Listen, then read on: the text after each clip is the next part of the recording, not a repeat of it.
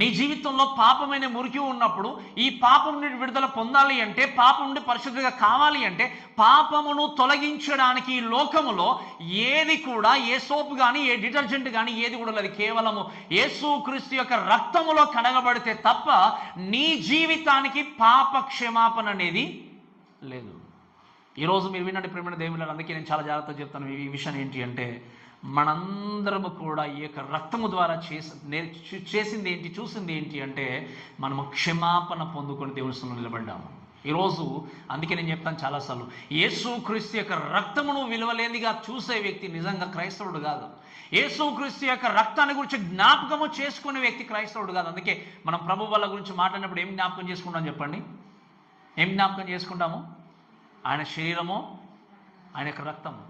ఆయన రక్తానికి విలువైన వ్యక్తి క్రైస్తవుడు కాదు. ఆయన రక్తం అంటే తెలియనటువంటి వ్యక్తి నిజంగా యేసుక్రీస్తు యొక్క రక్షణ పొందుకున్న వ్యక్తి కాదు.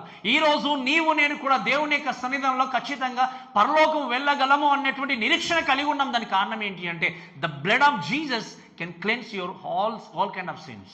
నీ జీవితంలో ఉన్నటువంటి ప్రతి విధమైనటువంటి పాపాన్ని కేవలము యేసుక్రీస్తు యొక్క రక్తం మాత్రం ఏం చేయగలదు చెప్పండి? శుద్ధీకరించగలదు.